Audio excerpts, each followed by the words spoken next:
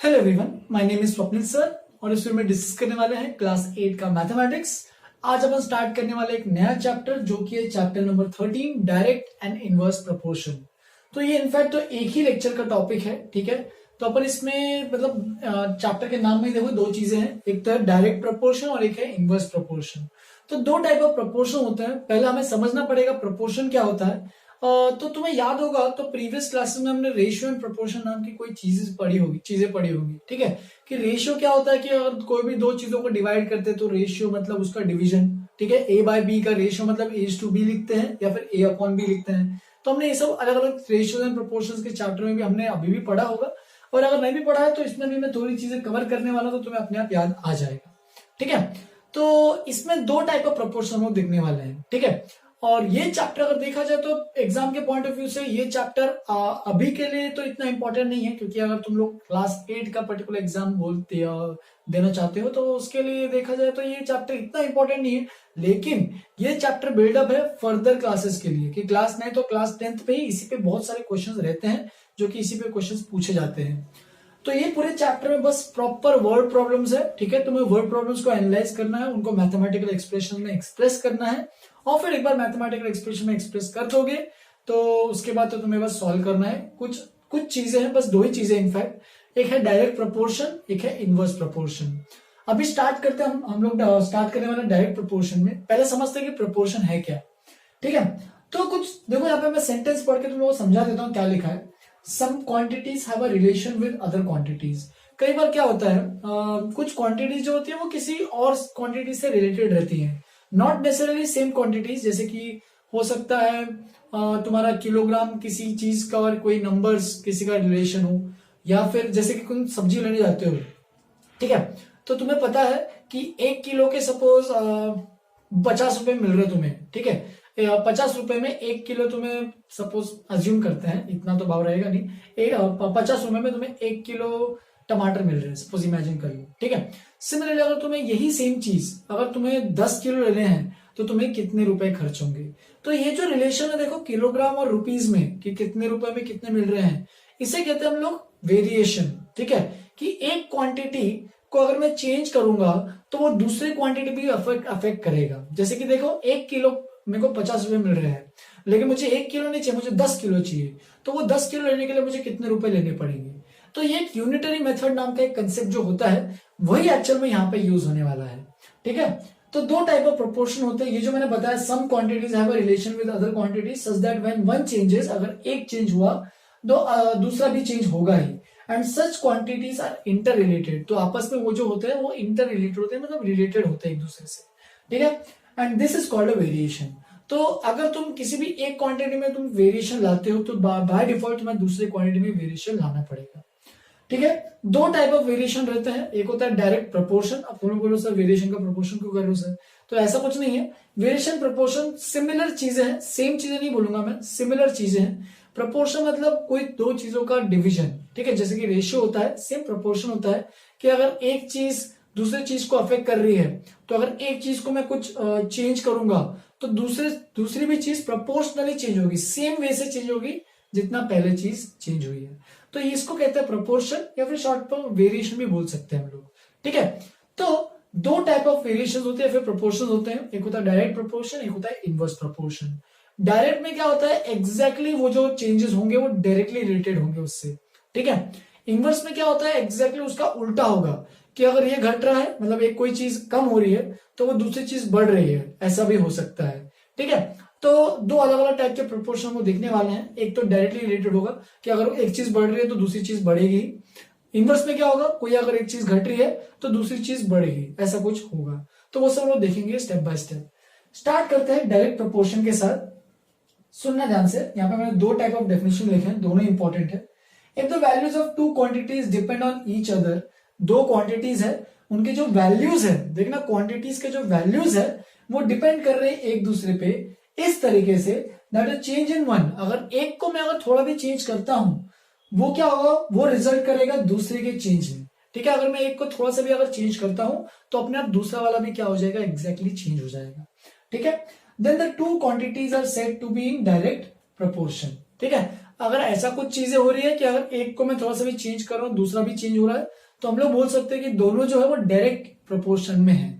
या फिर कई किताबों में ऐसे भी लिखा होता है कि दोनों quantities are directly proportional to each other, या फिर ऐसे भी लिखा होता है कि two quantities are in direct proportion या फिर डायरेक्ट वेरिएशन, ऐसे भी लिखा हो सकता है। तो अलग अलग चीजें हैं। फर्दर अगर मैथमेटिकल डेफिनेशन के हिसाब से देखा जाए तो ये तो थियोरेटिकल हो गया, पूरा थियरी बेस्ड हुआ है, लेकिन हमें मैथमेटिकल के फॉर्म में सोचना है कैसे होगा। तो देखो, if two quantities A and B, ये ब्रैकेट है यहाँ पे, A and B vary with each other, देखो दो क्वांटिटीज इस तरीके से वेरी कर रहे हैं, such that in such a manner that the ratio A by B remains constant. तो अगर दो क्वांटिटीज इस तरीके से चेंज हो रहे हैं सच दैट उन दोनों का जो रेशियो है वो अगर कांस्टेंट हमेशा रह रहा है, कि जैसे कि अगर मैंने कहा कि 50 रुपए में 1 किलो मिल रहा है, तो मुझे 10 किलो चाहिए, तो देखो 1 किलो 50 रुपए, तो 1/50। तो अगर हमारे डायरेक्ट प्रोपोर्शन में अगर होता तो हमारा जो 10 किलो होता, तो 10 किलो के करस्पॉन्डिंग कितना होता, 500 रुपए लेने पड़ते मुझे। अगर 10 किलो लेने होते तो मुझे 500 रुपीज लेने पड़ते हैं। तो देखो 10/500 वापिस से 1/50। तो अगर ऐसी कोई चीजें हैं जो चेंज होने पे उनका रेशियो या फिर प्रोपोर्शन जो सेम है, तो इसका मतलब हम लोग बोल सकते हैं कि वो जो दोनों क्वांटिटीज है वो इन डायरेक्ट प्रोपोर्शन है। तो देखो वो जो रेशियो है दोनों क्वांटिटीज का ए बाय बी, ये हमेशा कुछ कांस्टेंट रह रहा है के।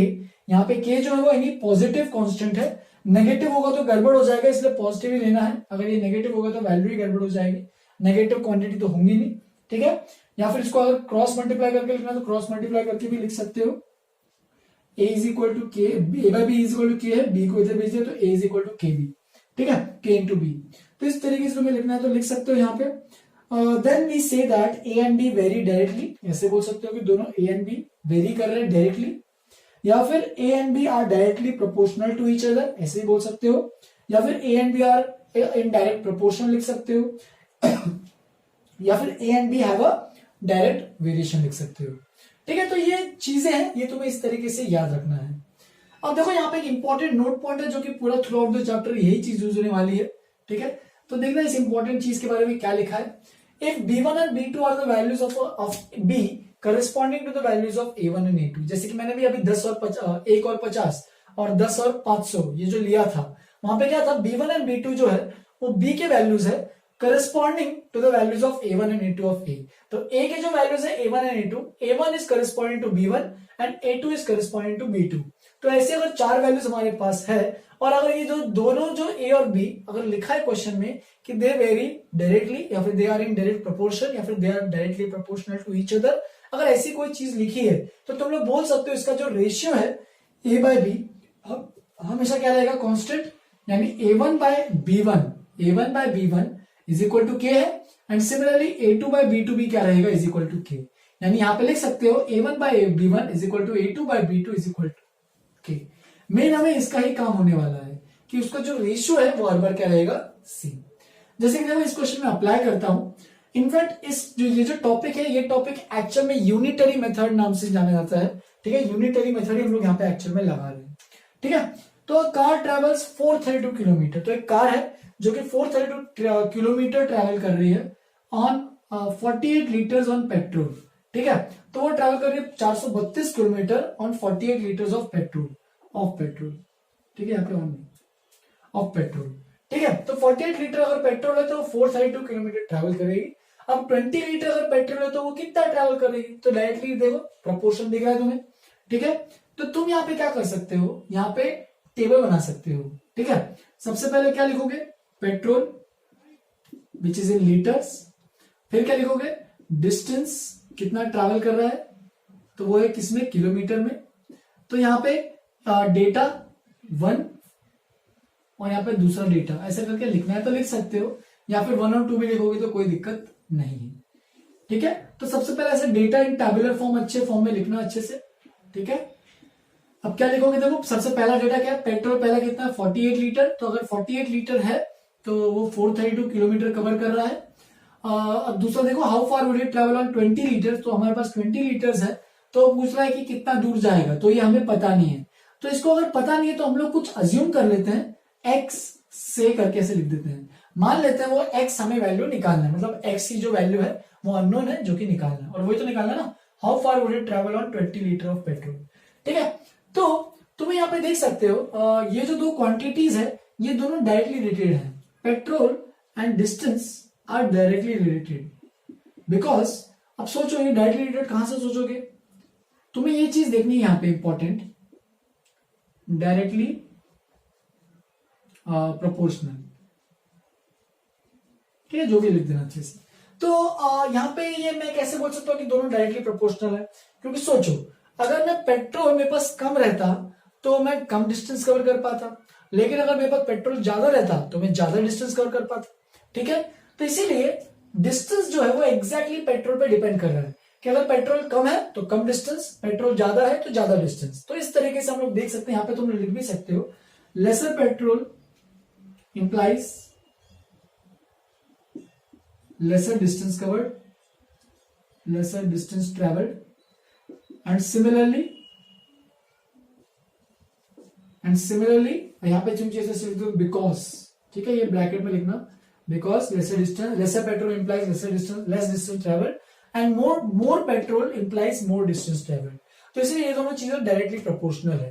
तो हम लोग क्या बोल सकते हैं, ठीक है, तो हम लोग यहाँ पे बोल सकते हैं अगर हमें डेटा के बारे में देखना है तो डायरेक्ट प्रोपोर्शन है, तो पेट्रोल P1, पेट्रोल बोल देता हूं ये P1 है।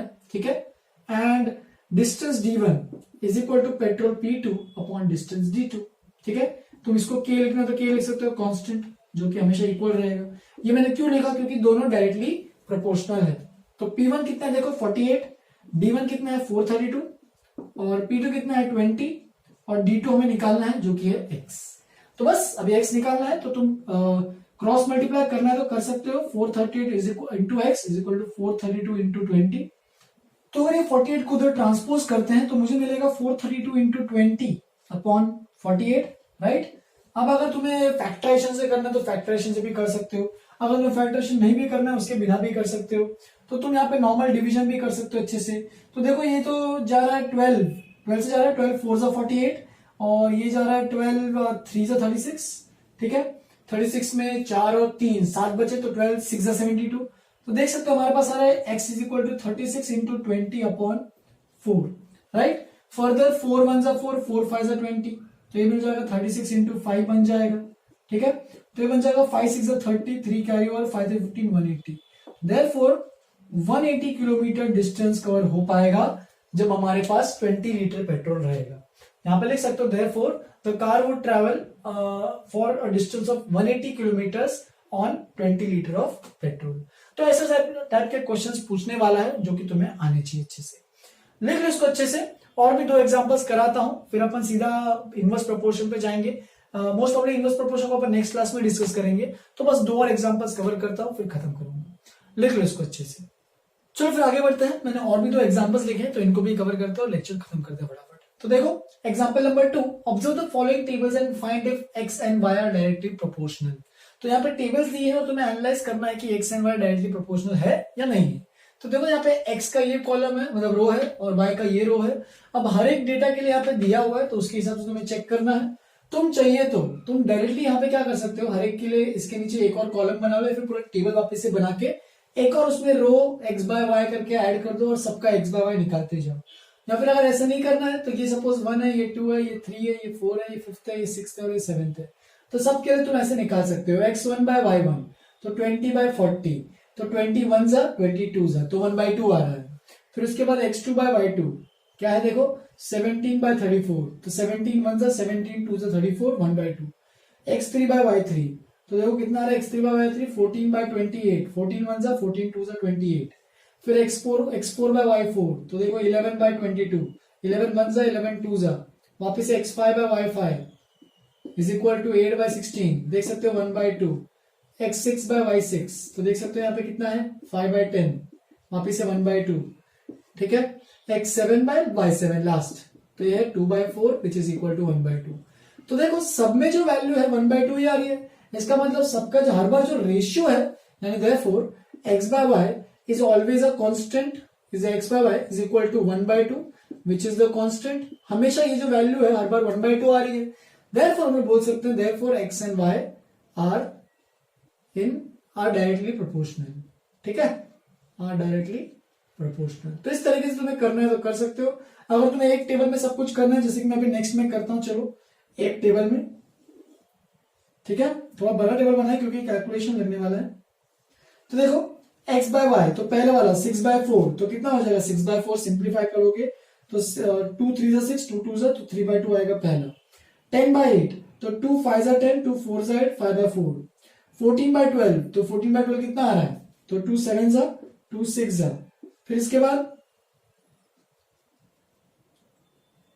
बाद 18/16, तो 2 9 18, 2 8 16। 22, 2 11, 2 10, 13, 2 13, 2 12, फिर 2 15, 2 14। तो देखो यहाँ पे जो रेशियोज है एक्स बाय वाई सबके अलग अलग आ रहे हैं, ठीक है। तो अगर सबके अलग अलग आ रहे हैं तो x by y is not a constant, सबके लिए अलग अलग आ रहा है। देयरफॉर हम लोग बोल सकते हैं x and y are not directly proportional. तो तुम्हें अगर एक कॉलम में करना है तो कर सकते हो, लेकिन रिकमेंडेड ये है कि अच्छे से एक एक लाइन में एक्सप्रेस करते हुए करो, जैसे कि मैंने यहाँ पे किया है, ठीक है। अगर यहाँ पे सोचो, अगर इस एग्जांपल में सपोज एक भी अगर वैल्यू गलत होती, जैसे कि यहाँ पे 16 की जगह 17 होता, तो 8/17 तो 1/2 नहीं हो पाता। तो इसका मतलब अगर एक भी वैल्यू अगर गलत रहती, इसका मतलब ये पूरा डायरेक्टली प्रोपोर्शनल नहीं रहता। तभी रहेगा डायरेक्टली प्रोपोर्शनल जब सबका जो रेशियो है, हर डेटा का जो रेशियो है वो क्या रहेगा, इक्वल रहेगा, सेम रहेगा, कांस्टेंट रहेगा, तभी वो क्या रहेगा, डायरेक्टली प्रोपोर्शनल, ठीक है। एक भी वैल्यू गलत तो पूरा गलत। नेक्स्ट लास्ट एग्जांपल आज का, a 5 meter 60 centimeter high vertical pole casts a shadow of, तो ये देखो एक हाइट है, हाइट ऑफ अ पोल, ठीक है, हाइट ऑफ अ पोल जिसको मैं बोल देता हूं चलो x मान लेते हैं, जो कि किसमें है, इन अभी तो मीटर सेंटीमीटर में दिया है लेकिन उसको कन्वर्ट करेंगे। और फिर शैडो कास्ट तो उसको बोल देते हैं y। तो जो भी ये शैडो कास्ट हो रहा है उस पोल के वजह से, तो उसके शैडो के बारे में भी क्वेश्चन है, ठीक है। तो देखो ऐसे टेबल बना लो टेबुलर फॉर्म में। हाइट ऑफ अ पोल, तो हाइट ऑफ अ पोल पहले कितना है 5 मीटर, देखो data 1, first data 5 metre 60 centimetre, चाहिए तो इसको बोल दो तुम x1 है ये, ठीक है। सिमिलरली शैडो कास्ट उसका कितना है, देखो शैडो 3 मीटर 20 सेंटीमीटर लॉन्ग, तो ये y1 बोल दो। फिर इसका डेटा 2 में जाते हैं, जो कि सेकंड फर्स्ट पार्ट का क्वेश्चन पूछ ही रहा है वही वाला। तो देखो डेटा 2 में क्या है, तो length of the shadow cast by another pole 10 metre 50 centimetre high, तो हाई मतलब हाइट दिया है, तो इसका मतलब मुझे एक और पोल दिया है जिसका हाइट है 10 मीटर 50 सेंटीमीटर, इसको बोल देता हूं मैं चित्र x2 क्योंकि हाइट है, और उसका शैडो कास्ट पूछा है, तो ये उसने पूछा है तो उसने मुझे y2 ये पूछा है, ठीक है। Further third part, second part में मैं उसको डेटा 3 में डाल देता हूं। सेकेंड पार्ट में the height of a pole which find the height of the pole which cast a shadow 5 metre long. तो देखो शैडो दिया हमें 5 मीटर यानी y3, तो 5 मीटर जो कि y3 शैडो का लेंथ दिया है, और मुझे ये x3 जो है देखो हाइट ऑफ अ पोल उसका निकालना है, ठीक है। तो यहां पे लिख देता हूं x3 is equal to question mark. तो इस तरीके से मुझे x3 और यहाँ पे y2 चाहिए। अब ये सोचो क्या ये डायरेक्ट प्रोपोर्शन है या भी नहीं, तो देखो उसने यहाँ पे एक इंपॉर्टेंट लाइन लिखी है, find at the same time. तो अगर सेम टाइम की बात करोगे मतलब सन के जो रेज होंगे वो उसी टाइम पे उतने ही रहेंगे, चेंज तो नहीं होने वाले। तो जो भी जो प्रोपोर्शन रहेगा इस पहले वाले पोल का और उसका शैडो कास्ट में जो भी प्रोपोर्शन रहेगा, सेम प्रोपोर्शन उसके ये वाले दूसरा जो पोल रहेगा उसका भी सेम प्रोपोर्शन में रहेगा। यानी तुम लिख सकते हो height of a pole x and shadow cast by it on the ground and shadow cast by it y on the ground are directly proportional, ठीक है। दोनों एक दूसरे के डायरेक्टली प्रोपोर्शनल है। ऐसा क्यों, क्योंकि सोचो अगर सपोज तुम हाइट बढ़ाते हो तो शैडो भी बढ़ेगा, हाइट अगर छोटी होती है तो छोटा शैडो आएगा। तो देख सकते हो जितना तुम वेरी कर रहे हो पहले वाले को, सेकेंड वाले में उतना ही वेरी हो रहा है। मतलब अगर पहले वाला बढ़ रहा है तो शैडो भी बढ़ रहा है, मतलब हाइट बढ़ेगी तो शैडो भी बढ़ेगा, हाइट कम होगी तो शैडो भी घटेगा। तो एग्जैक्टली दोनों एक दूसरे के डायरेक्टली वेरिएशन हो रहे हैं, ठीक है, डायरेक्ट वेरिएशन दोनों में। ठीक है, अगर ये बढ़ेगा तो ये भी बढ़ेगा, ये कम होगा तो ये भी कम होगा, तो इसलिए हम लोग बोल सकते हैं यहाँ पे डायरेक्टली प्रोपोर्शनल। तो यहाँ पे बिकॉज में वो सब मैंने जो भी बताया वो सब डाल सकते हो, because for lesser height of a pole the length of the shadow will be small, for bigger height of a pole the shadow length of the shadow cast will be long. ठीक है, तो इस तरीके से direct proportion में है। Therefore हम लोग बोल सकते हैं यहाँ पे x1 by y1 is equal to x2 by y2 is equal to x3 by y3 is equal to k constant, ये बोल सकते हो। अब बस फर्स्ट और सेकंड पार्ट को सॉल्व करना है। तो फर्स्ट पार्ट में देखो, मुझे x1 y1 पता है, x2 y2 पता नहीं है। Further x1 y1 is equal to x2 by y2, मतलब x1 by y1 equal to x2 by y2। x1 तो x1 है 5 मीटर 60 सेंटीमीटर। चलो एक काम करते हैं, सबको सेंटीमीटर में लेके आते हैं। तो 5 मीटर मतलब 500 सेंटीमीटर हो जाएगा, क्योंकि 1 metre is equal to 100 centimetre. तो 5 मीटर कितना रहेगा, 500 सेंटीमीटर। तो ये तो हो गया 500 सेंटीमीटर, 500 प्लस 60, तो ये x1 की जो वैल्यू बनेगी वो बनेगी 560 सेंटीमीटर। फिर y1 देखो 3 मीटर 20 सेंटीमीटर, तो मैं डायरेक्ट लिख दूं यहाँ पे 320 सेंटीमीटर, क्योंकि 3 मीटर 300 सेंटीमीटर हो जाएगा और प्लस 20 तो 320 सेंटीमीटर। तुम यहाँ पे अगर सेंटीमीटर नहीं भी लिखना तो भी कोई दिक्कत नहीं है, डायरेक्टली भी लिख सकते हो। ठीक है, इसके पहले चलो मैं जगह कम थी इसलिए मैंने लिखा नहीं, तुम चाहिए तो अच्छे से x1 को सब कुछ सेंटीमीटर में निकाल के रख सकते हो, ऐसा कोई डिफिकल्टी नहीं है। बस यहाँ पे डायरेक्टली मत लिख देना, क्योंकि मीटर सेंटीमीटर सब कुछ मिक्स मत कर देना, अलग अलग चीजें नहीं है। ठीक है, पूरे को एक यूनिट में लाओ। सिमिलरली यहाँ पे देखो 10 मीटर मतलब 100 मीटर 1000 मीटर हो जाएगा। 10 मीटर मतलब राइट 1 मीटर 100 है, तो 10 मीटर 1000 मीटर, 1000 प्लस 50 तो ये बन जाएगा 1050 सेंटीमीटर, और मुझे ये y2 निकालना है। चलो स्टार्ट करते हैं, ये 0 और ये 0 तो गया, क्रॉस मल्टीप्लाई कर रहा हूं तो ये बन जाएगा 1050। डायरेक्टली सॉल्व कर रहा हूं, 32 को इधर भेज दो और नीचे 56 को इधर भेज दो। ठीक है, चलो देखते हैं 7 से जा रहा है कि देखो 7 1 जा, ये ऊपर में तो जा रहा है 7 1 जा 7, 3 बचा 7 5 जा 35, 7 8 जा 56, फिर यहाँ पे 8 1 जा 8 4 जा, ये सब फैक्टराइज का काम तुम लोग कर ही सकते हो। तो देख सकते हो y2 की जो वैल्यू आ रही है वो कितनी आ रही है, y2 की वैल्यू यहाँ पे लिखता हूं, y2 की जो वैल्यू आ रही है वो आ रही है 150 इंटू 4। अब बस मल्टीप्लाई करो 150 इंटू 4, तो 150 इंटू 4 कितना हो जाएगा, 15 4 जा होता है 60, तो ये बन जाएगा 600 सेंटीमीटर, जिसको तुम लिख सकते हो फाइनल आंसर, जो कि ये फर्स्ट पार्ट का आंसर आएगा हमारे पास 6 मीटर। 600 सेंटीमीटर को डिवाइड करो 100 से तो मीटर में कन्वर्ट हो जाएगा। तो इसका मतलब जब height of the pole 10 metre 50 centimetre है, तो उसका शैडो जो कास्ट होगा वो कितना लंबा होगा, वो 6 मीटर का शैडो कास्ट होगा।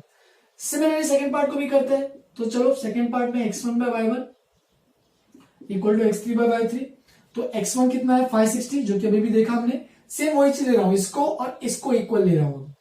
तुम चाहिए तो x2 by y2 x3 by y3 भी कर सकते हो, क्योंकि तुम्हारा x2 और y2 भी आ गया, अभी y2 भी आ गया देखो, तो तुम उससे भी प्रोसीड करोगे तो भी कोई दिक्कत नहीं रहने वाली। तो इज इक्वल टू x3 तो निकालना है मुझे, और y3 कितना है देखो 5 मीटर है, तो उसको लिख दो 500 सेंटीमीटर।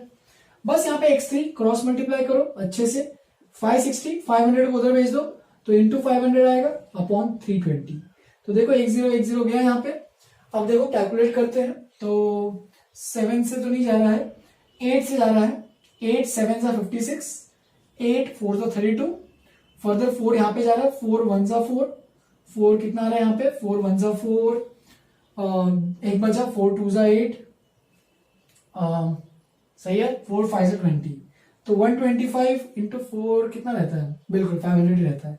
तो देखो क्या है, 125 इंटू 7 बचा है, x3 is equal to 7 into 125, चलिए तो मल्टीप्लाई कर लो 125 इंटू 7, तो 7 5 जा 35, 7 2 जा 14 17, 875 मीटर्स सेंटीमीटर्स, क्योंकि सब कुछ सेंटीमीटर में चल रहा है तो 875 सेंटीमीटर्स। तुम्हें फर्दर इसको मीटर में कन्वर्ट करना है तो तुम इसको लिख सकते हो finally x3 is equal to, यानी जो वो आएगा 875 में से 800 प्लस 75, ऐसे लिखो 875 को लिख सकते हो इज इक्वल टू 800 प्लस 75, क्योंकि 800 सेंटीमीटर कितना हो जाएगा, वो हो जाएगा 8 मीटर्स, तो ये हो जाएगा 8 मीटर्स, और 75 सेंटीमीटर एक्स्ट्रा में है तो उसको वैसे ही छोड़ो। तो अपना आंसर हम लोग लिख सकते हैं 8 मीटर 75 सेंटीमीटर। मतलब अगर शैडो कास्ट किसी पोल का, अगर शैडो जो कास्ट हो रहा है वो 5 मीटर का है, तो उसका एक्चुअल जो हाइट जो था पोल का वो कितना रहेगा, 8 मीटर 75 सेंटीमीटर रहेगा। तो इस तरीके से डायरेक्ट वेरिएशन में हमेशा तुम्हें याद रखना, डायरेक्ट वेरिएशन कब आता है, जब अगर कोई चीज बढ़ रही है तो दूसरी भी चीज उसी के प्रोपोर्शन में बढ़ रही है, और कोई चीज घट रही है तो दूसरी भी चीज घट रही है, तो वो डायरेक्ट है। इनवर्स में जो होगा वो एक अलग चीज है, जो कि मैं नेक्स्ट क्लास में एक्सप्लेन करने वाला हूं। होमवर्क में तुम एनसीईआरटी का पूरा क्वेश्चंस कर सकते हो, ठीक है। जो भी एनसीईआरटी में अपना एक्सरसाइज 13.1 है तो उसको अटेम्प्ट कर सकते हो, बस डायरेक्ट प्रोपोर्शन वाले क्वेश्चंस। और अगर तुमने वो ऑलरेडी खत्म कर लिया है, तुम्हें मैं और भी एक्स्ट्रा क्वेश्चन अटैच करके दूंगा स्टडी मटेरियल सेक्शन ऐप में, देख लेना एक बार। ऐप के स्टडी मटेरियल सेक्शन में होमवर्क फोल्डर जो रहेगा chapter 13 direct and inverse proportion के फोल्डर में देख लेना, मिल जाएगा तुम्हें, ठीक है। चलो फिर यहीं पे खत्म करते हैं, आज के लिए इतना ही। अगर कोई डाउट आएगा तो पूछना जरूर। Have a good day, enjoy.